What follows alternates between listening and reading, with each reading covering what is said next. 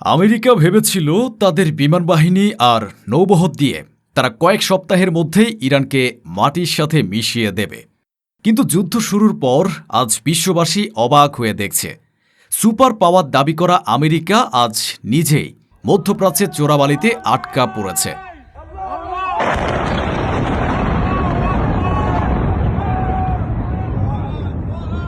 আর সম্পূর্ণ যুদ্ধটি খুব দ্রুত গতিতে ইরানের অনুকূলে চলে এসেছে। সামরিক বিশ্লেষকরা যদি আজ আবেগ সরিয়ে রেখে সম্পূর্ণ নিরপেক্ষ এবং কৌশলগত দিক থেকে এ যুদ্ধের একটি পোস্টমর্টেম বা ব্যবচ্ছেদ করেন, তবে যে চিত্রটি বেরিয়ে আসবে তা পেন্টাগনের জেনারেলদের হার্ট অ্যাটাকের জন্য যথেষ্ট। আমেরিকা যেখানে বিলিয়ন বিলিয়ন ডলার পুড়িয়ে মিত্রদের সমর্থন হারাচ্ছে, সেখানে ইরান এমন কিছু নিখুঁত এবং জাদুকরী চাল চেলেছে যা পুরো যুদ্ধের সমীকরণকে তাদের পক্ষে নিয়ে এসেছে। হরমুজ প্রণালীর একচ্ছত্র দখল থেকে শুরু করে তেলকে সবচেয়ে বড় মারণাস্ত্র হিসেবে ব্যবহার করা, নিজস্ব প্রযুক্তির মিসাইল সক্ষমতা এবং দুই পরাশক্তির মানে চীন ও রাশিয়া সরাসরি লজিস্টিক ও অর্থনৈতিক সমর্থন, এই সব কিছু মিলিয়ে ইরান আজ প্রমাণ করেছে যে যুদ্ধ শুধু অস্ত্র দিয়ে নয়, যুদ্ধ জেতা যায় নিখুঁত স্ট্র্যাটেজি বা কৌশল দিয়ে। আজকের এই ভিডিওতে আমরা সেই 10টি প্রধান কারণ নিয়ে বিস্তারিত আলোচনা করব, যেগুলোর জন্য সামরিক বিশেষজ্ঞরা বলছেন শেষ হাসিটা ইরানই হাসতে যাচ্ছে ইনশাল্লাহ। কিন্তু প্রশ্ন হলো, আমেরিকার সুপার ক্যারিয়ার এবং 300 যুদ্ধজাহাজ থাকার পরও কেন তারা হরমুজ প্রণালীর নিয়ন্ত্রণ ইরানের কাছ থেকে ছিনিয়ে নিতে সম্পূর্ণ ব্যর্থ হলো? কিভাবে ইরান তাদের নিজস্ব প্রযুক্তিতে তৈরি মিসাইল দিয়ে আমেরিকার মিলিয়ন ডলারের পেট্রিয়ট বা থার্ড সিস্টেমকে পুরোপুরি বোকা বানিয়ে দিচ্ছে? আমেরিকা যখন মিত্রদের সমর্থন হারাচ্ছে, তখন ইরান কিভাবে চীন এবং রাশিয়ার মতো দুই পরাশক্তির কাছ থেকে সরাসরি ভূরাজনৈতিক ও অর্থনৈতিক সহযোগিতা আদায় করে নিচ্ছে? হিজবুল্লাহ, হুতি এবং ইরাকের পিএমএফের মতো আঞ্চলিক গোষ্ঠীগুলোকে কাজে লাগিয়ে ইরান কিভাবে অত্যন্ত সুকৌশলে এ যুদ্ধকে একাধিক ফ্রন্টে ছড়িয়ে দিয়ে আমেরিকা ও ইসরায়েলকে বিভ্রান্ত করে দিল? বোমার আঘাত সহ্য করেও ইরান কিভাবে তেলের বাজারকে নিজেদের সবচেয়ে বড় হাতিয়ার হিসেবে ব্যবহার করছে এবং যুদ্ধের এই ডামাডোলের মধ্যেও কোটি কোটি ডলার আয়ের নতুন উৎস তৈরি করেছে? আর সবচেয়ে বড় প্রশ্ন, এই 10টি মাস্টার স্ট্রোক কি প্রমাণ করে দিল যে পরাশক্তিগুলোর পেশিশক্তির দিন শেষ এবং নিখুঁত স্ট্র্যাটেজির কাছে আমেরিকা আজ আক্ষরিক অর্থেই পরাজিত? এই সব প্রশ্নের উত্তর এবং বিশ্ব রাজনীতির এই আসল হিসাব নিকাশ বুঝতে ভিডিওটিতে একটি লাইক দিয়ে শেষ পর্যন্ত আমাদের সাথেই থাকুন।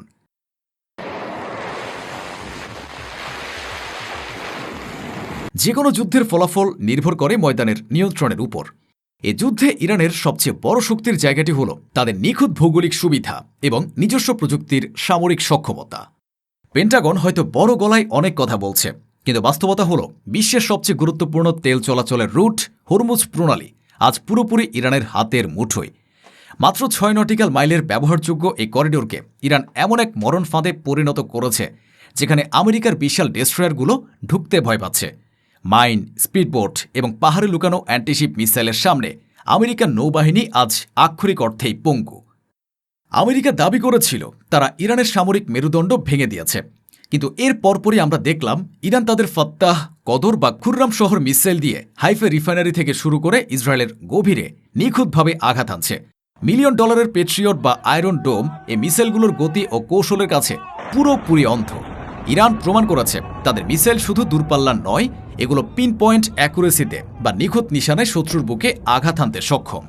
যুদ্ধ কখনোই শুধু নিজের শক্তিতে জেতা যায় না, এর জন্য প্রয়োজন হয় শক্তিশালী মিত্রদের।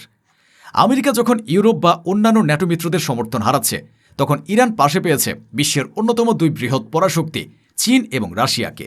রাশিয়া ইরানকে উন্নত ড্রোন প্রযুক্তি, স্যাটেলাইট ইমেজ এবং গোয়েন্দা তথ্য দিয়ে সরাসরি সাহায্য করছে। অন্যদিকে চীন ইরানের অর্থনীতিকে সচল রাখতে এবং আন্তর্জাতিক মঞ্চে তাদের কূটনৈতিক ঢাল হিসেবে কাজ করছে। এই দুই পরাশক্তির সমর্থন আমেরিকাকে একটি গ্লোবাল যুদ্ধের হুমকির মুখে ফেলে দিয়েছে। ইরানের সবচেয়ে বড় মাস্টার স্ট্রোক হল তারা যুদ্ধকে নিজেদের সীমানার মধ্যে আটকে রাখেনি, তারা এটিকে একটি আঞ্চলিক যুদ্ধে রূপ দিয়েছে। লেবানন থেকে হিজবুল্লাহ ইসরায়েলকে ব্যতিব্যস্ত রাখছে, ইয়েমেন থেকে হুতিরা লোহিত সাগর অবরুদ্ধ করে রেখেছে, আর ইরাক থেকে পিএমএফ মার্কিন ঘাঁটিতে লাগাতার হামলা চালাচ্ছে। এ অ্যাক্সিস অফ রেসিস্ট্যান্স বা প্রতিরোধ অক্ষ আমেরিকাকে চারপাশ থেকে এমনভাবে ঘিরে ফেলেছে যে পেন্টাগন এখন বুঝতে পারছে না তারা এখন কোন ফ্রন্ট আগে সামলাবে।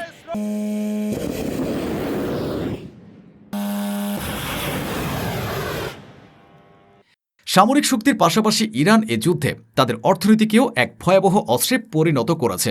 ইরান খুব ভালো করে জানে যে পশ্চিমা বিশ্ব তেলের উপর নির্ভরশীল। হরমুজ প্রণালী বন্ধ রেখে তারা আন্তর্জাতিক বাজারে তেলের দাম ব্যারেল প্রতি $100 উপরে নিয়ে গেছে। এর ফলে আমেরিকা এবং ইউরোপের অর্থনীতিতে ভয়াবহ মূল্যস্ফীতি দেখা দিয়েছে। ইরান মূলত তেলকে বোমার চেয়েও শক্তিশালী একটি মারণাস্ত্র হিসেবে ব্যবহার করে পশ্চিমাদের ভাতে মারার ব্যবস্থা করেছে। আমেরিকার বোমার আঘাত এবং শত অবরোধের পরও ইরান কিন্তু বসে নেই। তারা প্রতিদিন চীনের কাছে লক্ষ লক্ষ ব্যারেল তেল বিক্রি করছে। শুধু তাই নয়, তারা ডলারের আধিপত্য ভাঙতে ইউয়ানে বাণিজ্যের শর্ত জুড়ে দিয়ে বিশ্ব অর্থনীতিতে এক নতুন সমীকরণ তৈরি করেছে। যুদ্ধের ময়দানে যেখানে আমেরিকা প্রতিদিন বিলিয়ন বিলিয়ন ডলার গচ্ছা দিচ্ছে, সেখানে ইরান তাদের অর্থনীতিকে বাঁচিয়ে রাখার নতুন পথ তৈরি করে নিয়েছে। যে কোনো দীর্ঘস্থায়ী যুদ্ধে সামরিক শক্তির চেয়ে মনস্তাত্ত্বিক শক্তি বেশি কাজ করে। আমেরিকা ভেবেছিল বোমা বর্ষণ করলে ইরানের ভেতরে বিদ্রোহ শুরু হবে এবং সরকারের পতন ঘটবে, কিন্তু বাস্তবে হয়েছে ঠিক উল্টো। এই যুদ্ধ ইরানের জনগণকে তাদের দেশের প্রতিরক্ষায় আরও বেশি ঐক্যবদ্ধ করেছে।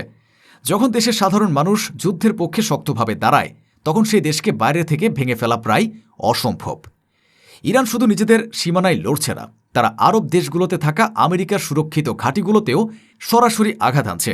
এর মাধ্যমে ইরান দুটি কাজ করছে। প্রথমত, তারা আমেরিকার সামরিক লজিস্টিক ধ্বংস করেছে।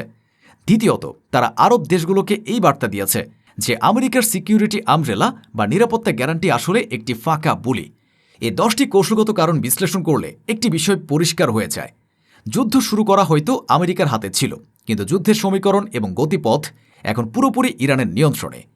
হরমুজ প্রণালীর ভৌগোলিক সুবিধা, নিখুঁত মিসাইল সক্ষমতা, চীন রাশিয়ার মতো পরাশক্তির সমর্থন এবং আঞ্চলিক গোষ্ঠীগুলোর চতুর্মুখী আক্রমণ, সবকিছু মিলিয়ে ইরান আজ প্রমাণ করেছে যে $1 ট্রিলিয়ন বাজেট বা পেশিশক্তি দিয়ে সব সময় যুদ্ধ জেতা যায় না, বরং নিখুঁত স্ট্র্যাটেজি বা মাস্টার প্ল্যানিং শেষ পর্যন্ত জয় নির্ধারণ করে। ছোটখাটো সামরিক বা কাঠামোগত ক্ষতি হয়তো ইরানের হয়েছে, কিন্তু বৃহত্তর ভূরাজনৈতিক এবং কৌশলগত দিক থেকে এ যুদ্ধে ইরান অলরেডি জিতে গেছে। প্রশ্ন হলো, এই 10টি মাস্টার স্ট্রোকের পর আমেরিকার কি আর কোনো পথ খোলা আছে, নাকি মধ্যপ্রাচ্য থেকে তাদের বিদায় ঘণ্টা বেজে গেছে?